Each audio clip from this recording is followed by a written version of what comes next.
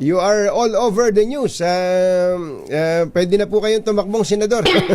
Okay, Congressman, nawindang ang marami nang sabihin po ninyo na may kasama sa team si Secretary Vince Dizon na kontraktor ng pamahalaan o may koneksyon sa mga kontraktor ng DPWH. Pwede po bang expound po ninyo yun, Congressman? Unang-una po, ang agenda ng aking press briefing kahapon ay hindi para maging personal tungkol sa mga miyembro ng team ni Secretary Dizon, kung hindi para manawagan na ibaba natin ang presyo ng mga proyekto ng DPWH para maiwasan ang mga duda tungkol sa mga kickbacks. At hiniling ko din kay Secretary Dizon na ilabas niya ang impormasyon tungkol sa mga budget ng bawat distrito na hinihingi ng ibang mga congressman na nasa kanya naman, meron kaming mga kopya at sinabi niya na ilalabas niya pero hindi pa niya inilabas.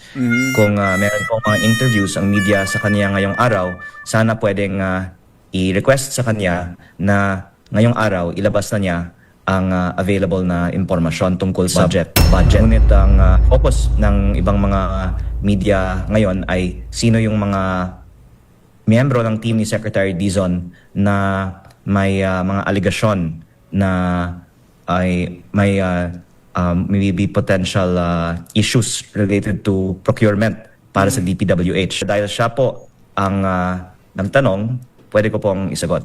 Sige po, sabi po niya, please name names. Okay po. DPWH Undersecretary Ari Perez. Sino po siya? Ano po ang impormasyon na nakuha niyo tungkol po sa kanya? Narinig ko na ipapahawak daw sa kanya ang procurement or bidding ng mga malalaking proyekto sa central office ng DPWH. Okay. At ang focus ko ay sana reformahin natin ang sistema at wag natin isipin na kung palitan lang natin ang mga tao na gagawa ng bidding ng mga project, wala nang korupsyon. Lalong-lalo po kung tignan natin ang background ng mga tao sa team ni Secretary Dizon na hahawak sa bidding, baka magkakaroon pa rin ng korupsyon pero doon na lang po sa central office.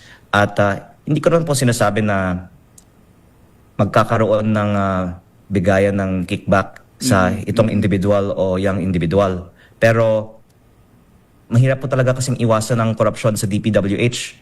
Pag bago kang na-appoint na undersecretary, I'm sure marami ng mga contractors na lumalapit sa'yo. Kahit hindi ikaw yung lumalapit sa kanila. At kahit hindi ka humihingi, baka sila ay may inaalok.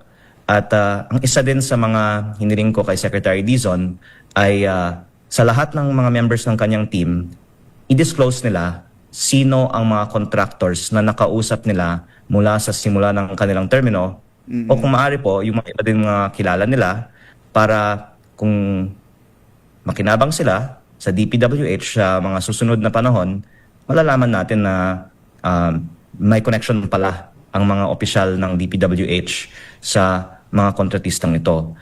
Ako po ay saludo kay Secretary Dizon at siya ay reformer at I'm sure sumusuporta sa panawagan ni Pangulong Bongbong Marcos para sa transparency at I think it's relevant for the public to know kung nagkaroon ng mga meetings ang mga DPWH officials sa labas ng DPWH sa nakaraang buwan.